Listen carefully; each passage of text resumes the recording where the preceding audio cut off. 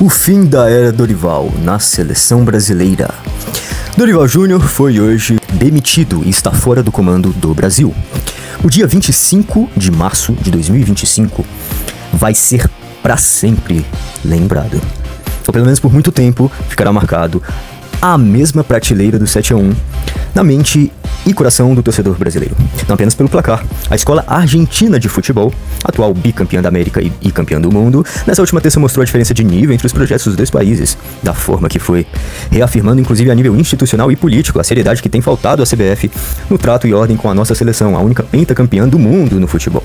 Como todos sabem, um dia antes houve a reeleição do presidente Edinaldo na confederação e a pressão, obviamente popular e agora interna, pela queda do Dorival parecia definitiva e se confirmou nessa sexta-feira. Até o exato momento, a CBF não definiu em ofício nenhum nome. Bom, nos bastidores, obviamente nesse exato momento, a situação já está bem avançada, certamente.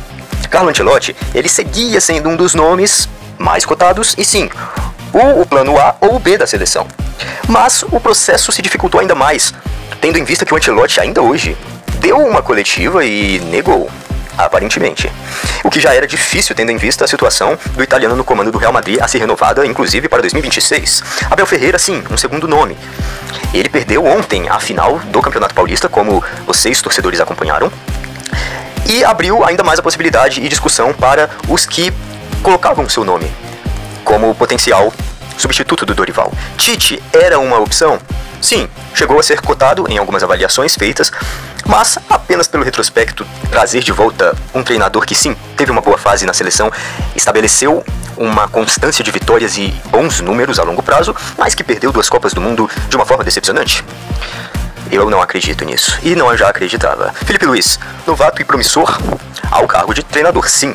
Felipe Luiz se destacou por ter uma notoriedade logo no início de sua carreira técnica, mas principalmente por ser ousado e inteligente, isso não mudaria o seu caráter precoce.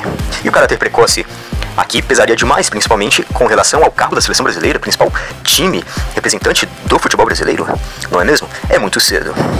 Renato Gaúcho, sim, ele era um outro nome cotado.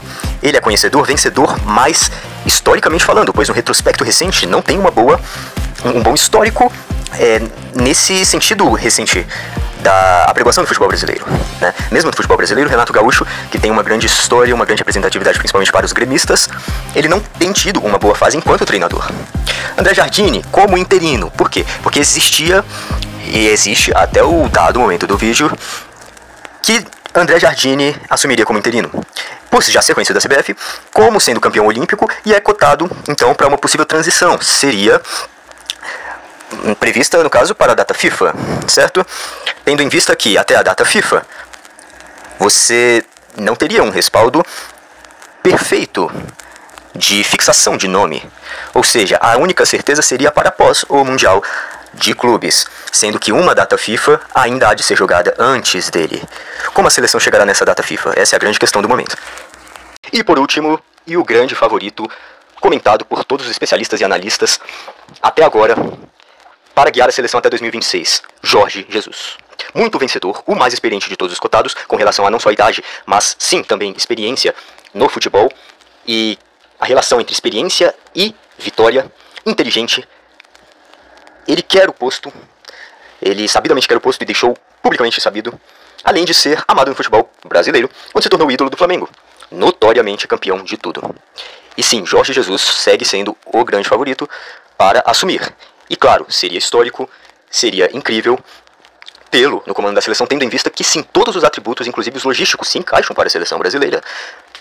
E Jorge Jesus seria o primeiro técnico estrangeiro da história do Brasil.